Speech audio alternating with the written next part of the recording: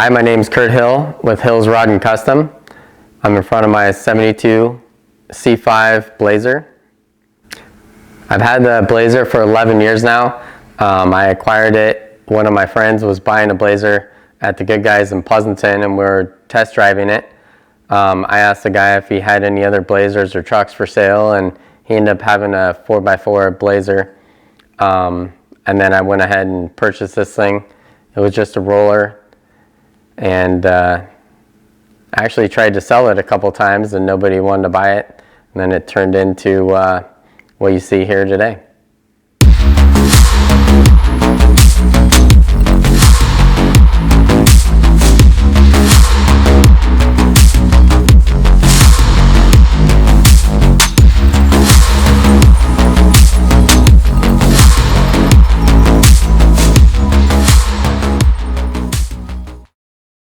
When I was told about the Blazer, he told me it didn't have any rust and didn't have a front end, the 4x4 front end in it. So when I picked it up, I had to put a dolly underneath it, get it in the trailer.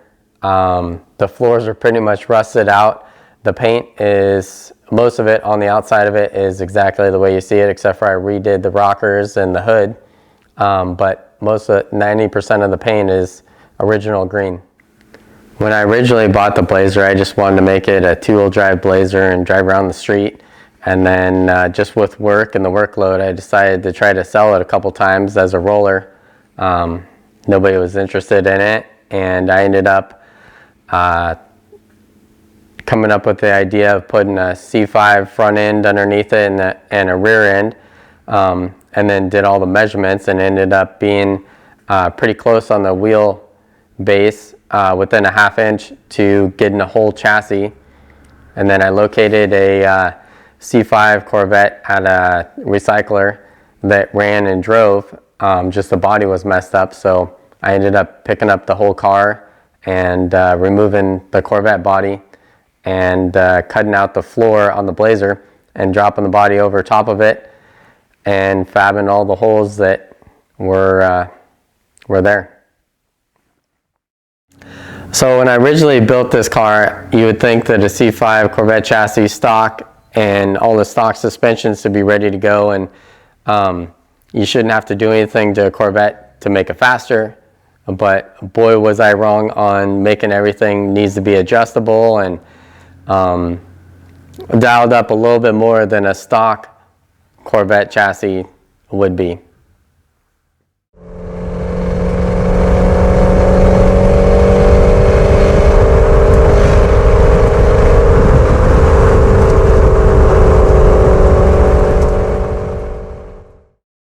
I built a 72 Blazer for Brett Allworth, and we got into Optima back in 2012, which was my first experience with autocross and road racing.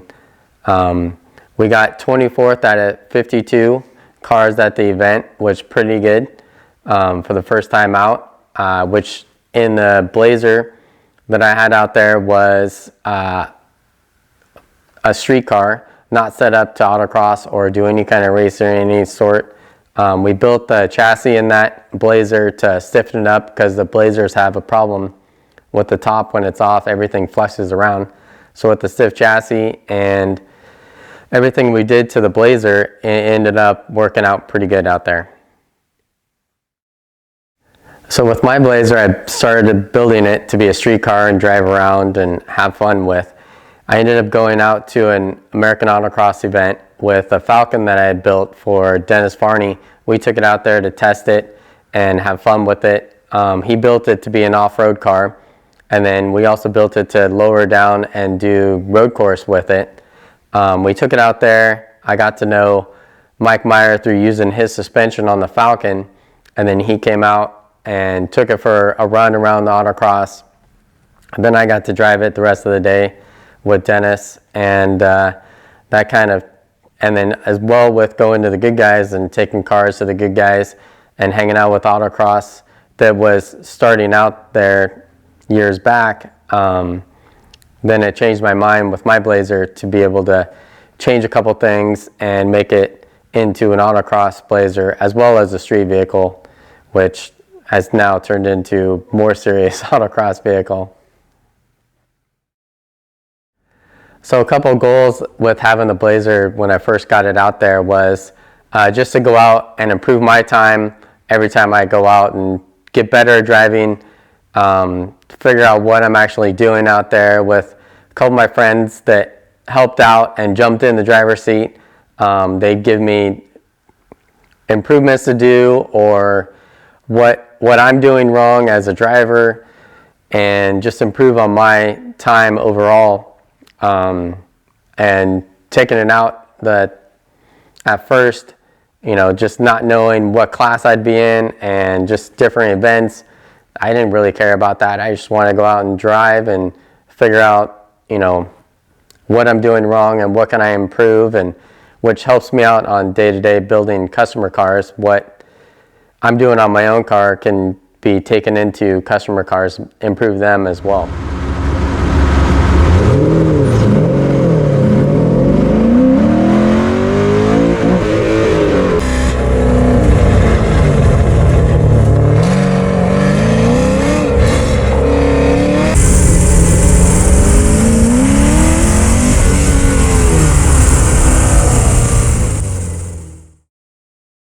When I first got the Blazer running, we had the stock LS1 motor in it from the Corvette. With getting better at driving, we quickly blew past the horsepower in that motor, and I put an LS3 in that had 100 more horsepower in that configuration. And getting used to that and wanted to do more road courses, we needed more power. So with the current configuration, we have an LS7 in it, dry sub motor, that we built up.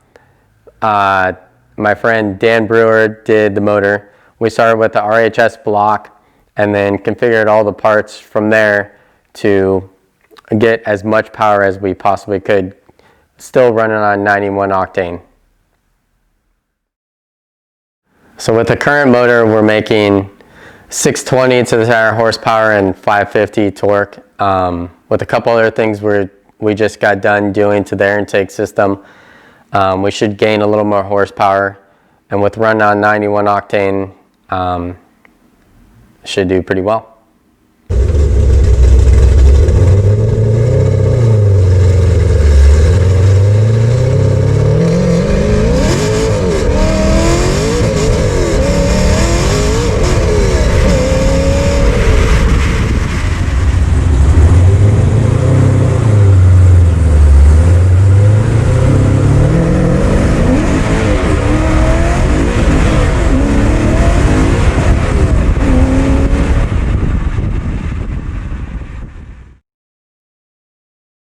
The exhaust, I'm running American Racing headers, 1 7/8" to a 3-inch collector, and then I fabbed up 3-inch pipes back to a Bassani X pipe and Bassani mufflers.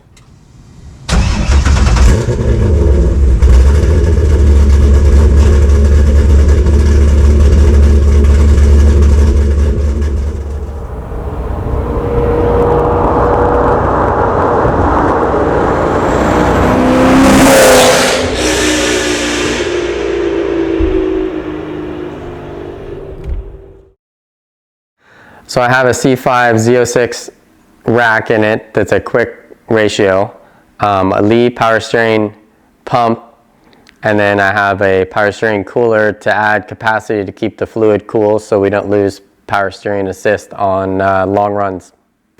So with the transmission, we have a non-Z06 C5 transmission, and then I ended up having RPM redo a transmission for me with different carbon block plates and dialed up the inside of the transmission so they can handle more power with the new motor we just put in.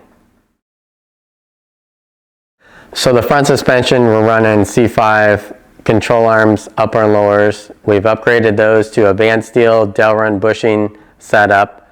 We upgraded to a JRI shock with JJ Ultimate Performance, doing all the shock valving for me. We're running a Van Steel sway bar, and then some of the geometry changes we made on this thing. I've had Bruce Camber help me with some of the configuration on changing a few things in the front end to make it be able to handle a little bit better.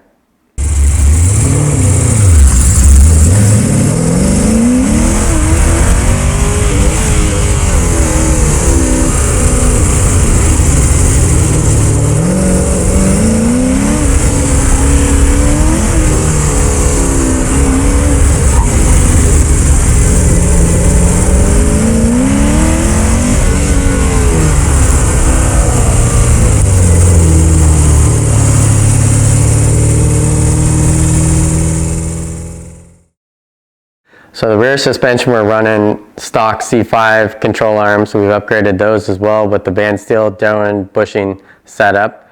We're also running the JRIs in the rear. We have a band steel rear sway bar that's connected sometimes, mostly disconnected most of the time.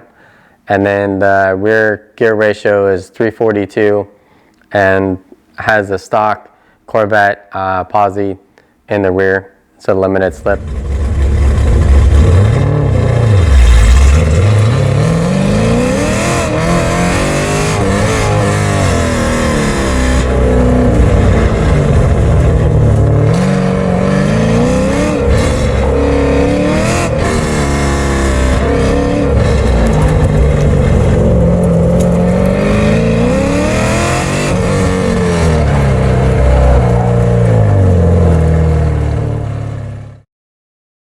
So we're running the stock C5 Corvette master cylinder, and it's got power brakes. We got Willwood calipers all the way around with spec 37 rotors. We ended up upgrading to a 14-inch rotor in the front and a 14 in the rear, and then I ended up changing the rear caliper and putting a bigger caliper in the rear to be able to increase the brake in the rear of the Blazer. So when I first started with the project, I was building it so that you could take the body off the chassis, and then quickly, as I got into it, I started making things permanent. So the body is welded to the chassis. I installed a roll bar, which is welded to the chassis and the body, and helps stiffen up the chassis, seeing how it doesn't have a roof or a permanent roof. And then with the roll bar goes a main hoop to the windshield, all the way to the back rear of the body, and everything's welded and riveted onto the chassis, so it is not removable. When I first started with the Blazer, having bigger tires in the rear and smaller tires in the front is what we first started with. 275 up front. Now we ended up with a 305 up front. We're running billet specialties top loaders, gunmetal gray in the middle, and then a brushed lips, clear anodized. We got 19 by 12s with a 8-inch backspace all the way around front and rear. With the billet specialties top loader wheels, they went ahead and measured all their centers to see which one was the lightest, and the top loader is the lightest one that we went with.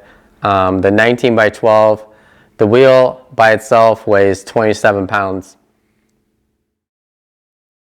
So the interior of the Blazer, we're running the stock Corvette gauges. We've got the pedals, the steering column.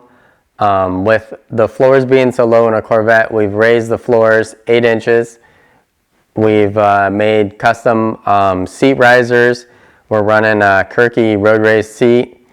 The seat belts are Safecraft 6-point harnesses for the driver and passenger. The rear seat's just a lap belt. We've been able to cut and fit a rear seat into the Blazer so we can drive around the street and have passengers in the rear. So with the Blazer, you could take the top off, but I like the way that it looks with the top on. I've taken and drilled holes in the top to lighten it as much as possible. We've changed the two rear glass to Lexan. The rear window is Lexan, and then with the top on helps with the rear bias of the car to make it rear heavy. So with the front of the vehicle, I've put a front splitter, a fiberglass front bumper, and then the splitter is helping run the air through the radiator, which I tilted forward from the stock Corvette has it tilted back. So with the radiator tilted forward, the air goes in through the radiator and out the hood through the track spec vents in the hood. The hood is a carbon hood to lose weight. The stock hood weighed 78 pounds. This hood weighs 24 pounds. And then I took off the stock latch and put these hood pins on. Also have the track spec vents to allow air to escape above the front tires at higher speed.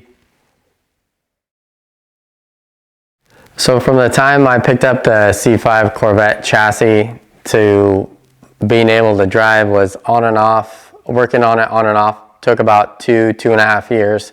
I got this thing running back in 2016, and since it's been running, we've made lots of changes with it. I'm not sure it's ever going to be finished. Cars are usually never finished 100%. They always have something retaining you want to change or improve and get going to make it faster or look better. So a lot of people look at the Blazer, whether getting gas or driving down the freeway or at the show or even at autocrosses like at the Good Guys. A lot of people love it.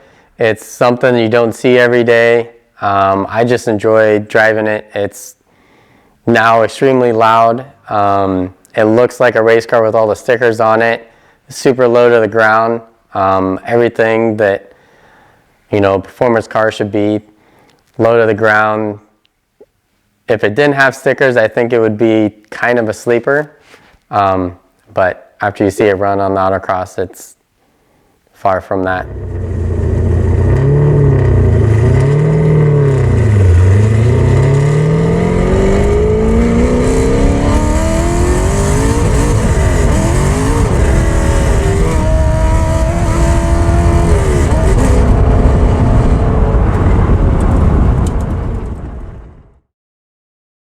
So with the Blazer, obviously it wasn't all done by me. I had Jason Pogue help out quite a bit when he was working for me.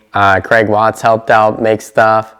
Dan Brewer built the current motor that's in it. He works for Shaver Racing Engines. Van Steel helped out with the suspension, Delrin bushings, Bill Specialty's wheels, K&N with the air cleaner.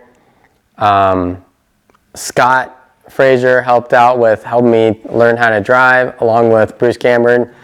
A lot of driving help and influence with riding with me, and he helped redesign some of the geometry on the front suspension.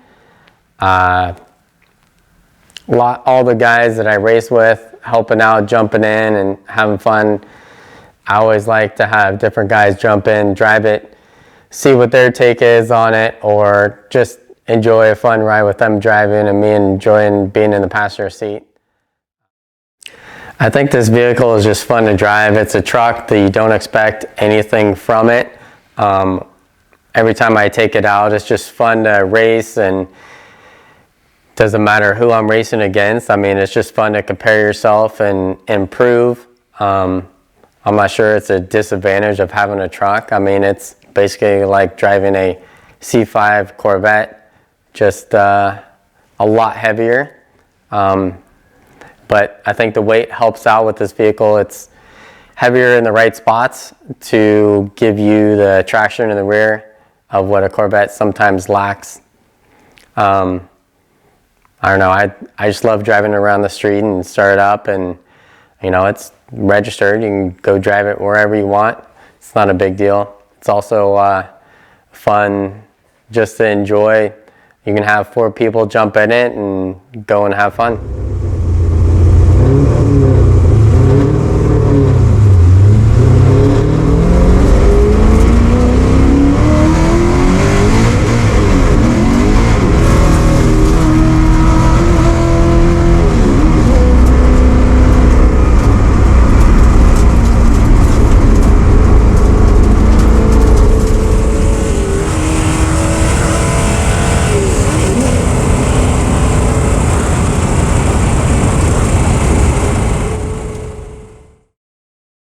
So with 2020, we didn't really be able to go to too many events. We only hit Good Guys Arizona, and everything else was pretty much closed in California. 2021, hopefully we can do some more events with the new truck class in Optima, seeing about hitting some events with that.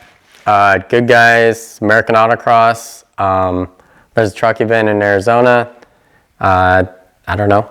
Just try out some new events and go to new places and see how we compare with the rest of the field, whether it's a truck, Camaro, Corvette, whatever.